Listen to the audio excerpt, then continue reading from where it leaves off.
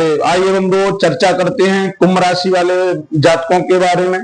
कुंभ राशि वाले जातकों पर जो शनि जो कि सूर्य का गोचर होने वाला है 17 सितंबर से लेकर 17 अक्टूबर तक जो सूर्य का गोचर है, जो सूर्य गोचर करने वाले हैं, इस सूर्य के गोचर का कुंभ राशि वाले जातकों पर किस प्रकार से प्रभाव पड़ने वाला है, किस प्रकार से ये आपके जीवन में बदलाव करने वाले हैं इन एक महीने के अंतराल में। तो बंधुओं, हम चर्चा करेंगे सूर्य के गोचर का कुंभ राशि पर पड़ने वाले प्रभाव के बारे में, सारी स्थितियों का विश्लेषण करेंगे। बंधुओं, सूर्य का गोचर आपके जीवन में उजाला लेके आने वाला है, क्योंकि अस्तो मां सदगम तमसो मां ज्योतिर्गम्य मृत्योर्मया अमृतगम्य, क्योंकि सूर्य अंधकार से प्रकाश की ओर ले जाने वाले हैं, सूर्य मृत्यु से अमृत की ओर ले जाने वाले हैं, और सूर्य आपको असत्य से सत्य की यात्रा कराने वाले हैं। ये सूर्य नारायण भगवान आपके 17 सितंबर से गोचर कर गए हैं और आपके अष्टम भाव पर यानी गोचर कर गए हैं, यानी अष्टम भाव पर विराजमान हो गए हैं। तो बंधुओं, चर्चा करते हैं कुंभ राशि के। कुंभ राशि के अष्टम भाव पर आपके सूर्य नारायण का गोचर होगा। तो अब पीछे चलते हैं, पीछे जाकर देखते हैं कि सूर्य का गोचर आपके सप्तम भाव में विराजमान था, और सप्तम भाव में सूर्य का विराजमान होना हालांकि आपके लिए लाभकारी तो होना चाहिए था, आपको लाभ देना चाहिए था, आपके जीवन में बहुत बड़े बदलाव करने चाहिए थे, लेकिन ऐसा हो नहीं पाया। क्यों नहीं हो पाया?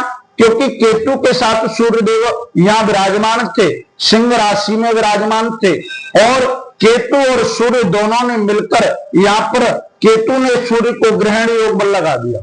तो उस ग्रहण योग से लगने के कारण आपको जो लाभ की तलाश थी, जो आपके जीवन में उन्नति की तलाश थी, उत्साह की तलाश थी, वो उत्साह अंधकार में बदल गया। यहां से एक तारीख आती है 17 सितंबर, और 17 सितंबर को सूर्य यहां से निकलकर अपने मित्र बुध की राशि में विराजमान हो जाते, मित्र बुध के साथ विराजमान हो जाते हैं, और छठम भाव में यानी छठवें भाव की राशि जो कि पृथ्वी तत्व राशि है, उस राशि में विराजमान हो जाते हैं। अब यहां सूर्य बुध के साथ मिल जाते हैं तो एक योग बन जाता है जिसको हम बुधादित्य राजयोग कहते हैं। अब सूर्य के साथ बुध का मिलना और बुधादित्य राजयोग बनना, और वो आपके अष्टम भाव पर, इसका मतलब आपको एक राजा जैसी फीलिंग कर्म भाव में कराने वाले, भाग्य भाव में राजा की तरह परिवर्तन कराने वाले हैं। यहां बुध के साथ सूर्य का मिलना एक राजयोग बनता है। आपके किसी भी प्रकार के कार्यों में अब तक कोई अड़चन थी, कोई बाधा थी, कोई रोड़ा था, किसी भी प्रकार का आपको यहां से लाभ प्राप्त नहीं हो पाया था, आपके दाम्पत्य जीवन में जो बिगड़ाव चल रहा था, वो है सूर्य ग्रहण से 17 सितंबर को यहां सूर्य नारायण मुक्त हो रहे हैं। नवरात्रि के प्रारंभ से ही 22 तारीख को नवरात्रा प्रारंभ होने के बाद सूर्य ग्रहण से मुक्त हो जाएंगे, और 17 सितंबर से ही सूर्य इसमें गोचर कर रहे हैं। बुध के साथ मिलकर यहां ग्रहण से मुक्त हो गए हैं, और ग्रहण से मुक्त होकर सूर्य नारायण आपको भाग्य भाव में, कर्म भाव में, आपके व्यापार दाम्पत्य जीवन में, नौकरी में बदलाव करने वाले। बंधु, यहां से सूर्य सीधा और सीधा आपके शनि को देखते हैं, यानी शनि को सामने से देखते हैं, और शनि को 180 डिग्री से सूर्य का देखना वर्ष में एक ही बार होता है। जब सूर्य आमने सामने शनि के होते हैं तो ये वर्ष में एक बार समसप्तक योग बना देता है, और यहां ये समसप्तक योग बना रहे हैं शनि के साथ, क्योंकि शनि अंधकार ग्रह है, ये शनि अंधेरा है, शनि अंधकार है, और सूर्य यहां से सीधा इन पर प्रकाश डालेंगे। आपके धन भाव में विराजमान है शनिदेव, धीरे धीरे चल रहे हैं, किसी प्रकार से कुलसित हो गया है, आपके धन में कोई बढ़ोतरी नहीं हो पाई, आपके अंधकार में वो धन चला गया। यहां से सूर्य अपनी किरणों का प्रकाश करेंगे और आपके धन भाव को बढ़ाएंगे, आपका धन की लाभ कराएंगे, आपको उन्नति कराएंगे। यहां से सीधा सीधा समसप्तक योग यहां शनि पर प्रकाश डालता है। सूर्य का प्रकाश जब शनि पर पड़ता है आमने सामने से, तो आपको राजा की फीलिंग कराने वाले हैं।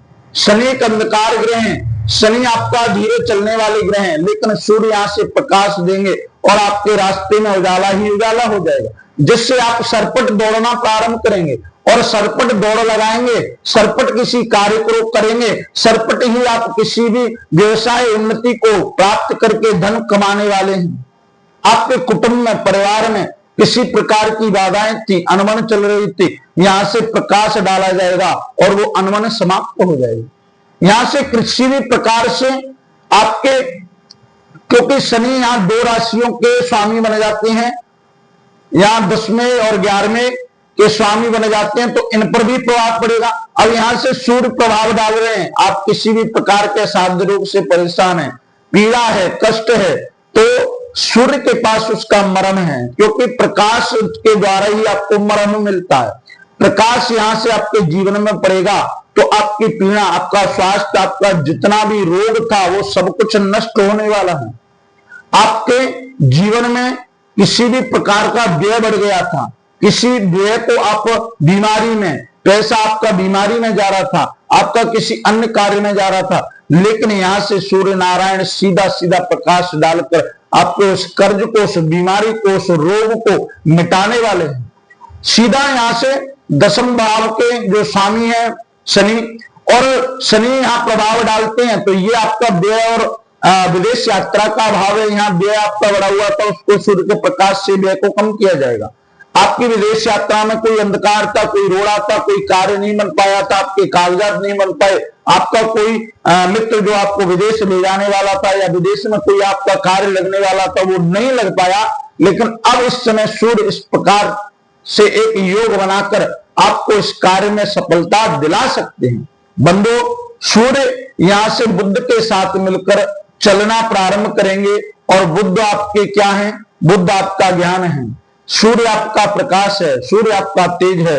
यहां राजा और मंत्री दोनों विराजमान हैं, और आपके जीवन को राजा, गवर्नमेंट, ये गवर्नमेंट है आपकी, गवर्नमेंट और मंत्री मिलकर आपके कर्म भाव पर प्रकाश डालेंगे, और आपके कर्म में उन्नति होगी, आपके कर्म में बदलाव आएगा, आपके कैरियर में बदलाव आएगा, आपको धन की प्राप्ति होगी।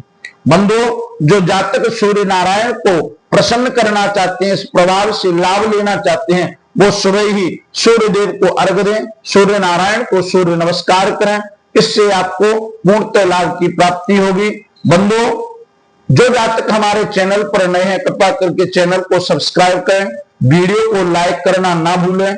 बंधु, जो जीव जातक अपनी कुंडली का भाग्य फल, कर्म फल जानना चाहते हैं, हमारे वीडियो के माध्यम से चल रहे नंबरों से हमसे संपर्क करिएगा, पूर्णतः से आपको समाधान और संतुष्ट किया जाएगा। आज के लिए बस इतना ही। कल एक नई राशि, एक नए विषय के साथ आपके सामने प्रस्तुत होंगे। तब तक के लिए जय श्री राम।